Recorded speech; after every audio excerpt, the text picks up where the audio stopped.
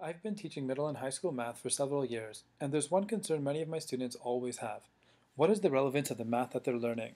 Students will frequently ask, who thinks of this stuff? Where does it come from? And what can we do with the math we learn? Well, here's my attempt at answering those very important questions by retelling a true story. I will be using a program called Desmos to help illustrate the story through a series of mathematical equations. At the end of the story, we will look deeper into how some of those equations were formulated. Now sit tight and enjoy.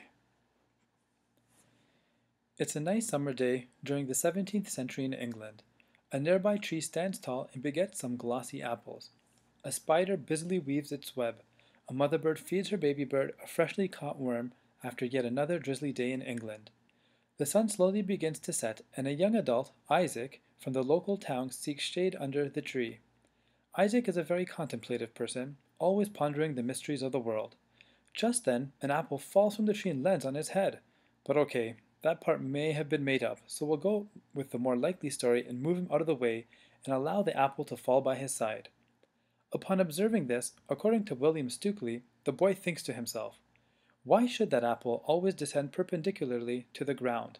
Furthermore, he wonders, why should it not go sideways or upwards, but constantly to the earth's center?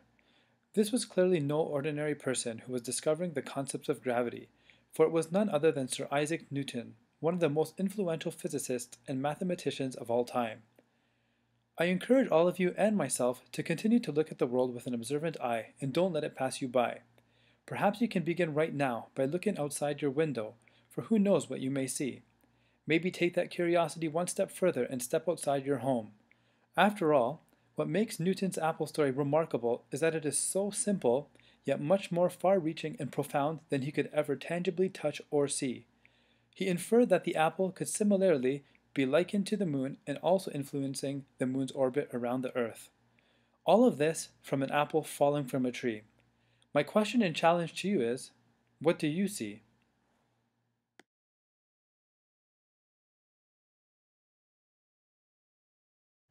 Well, I hope you enjoyed that short story and were somewhat intrigued by what you just saw, whether it was the history of math or some of the equations used to build this image in front of you. I hope you're ready to learn a little bit more of how this came about. So before we continue, I just want you to know that you can gain access to the file itself that was used to make this for free because Desmos is a free software, which is what I used to make this. And just click below in the description, right below this screen, you'll see the link there. Furthermore, throughout this video, I will be referencing different Khan Academy videos because he's already put in a lot of work and it only makes sense to learn the basics from him and then maybe take it one step further as needed, such as in this video. So there's the border. If you click this button, we can see that we have 4 lines, 2 horizontal lines and 2 vertical lines. So if we click on this, this line gets bolded, and that's x equals -8. You can see it has an x-intercept of -8. A little tip too, if you click any point on this line, you'll notice that x remains -8. So it's easy to see why x is equal to -8, because it always is -8. So the range is from -5 at the bottom all the way to 5. And similarly, we have y is equal to 5, our horizontal line, and it has a domain from -8 to 8. And y is always equal to 5. You can see the y coordinate is not changing, it is always 5. Okay, so let's move on to the tree and the horizon. So you can see there's the horizon.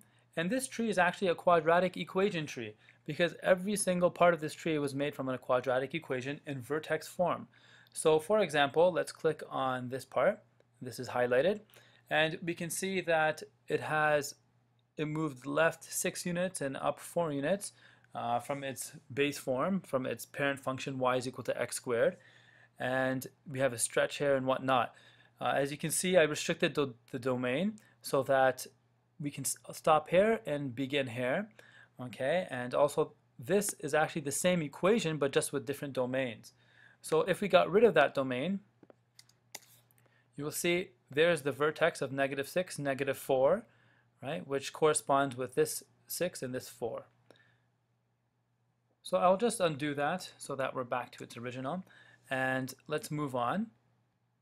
All right, so let's move on to the apples and the leaves. We'll zoom in a little bit.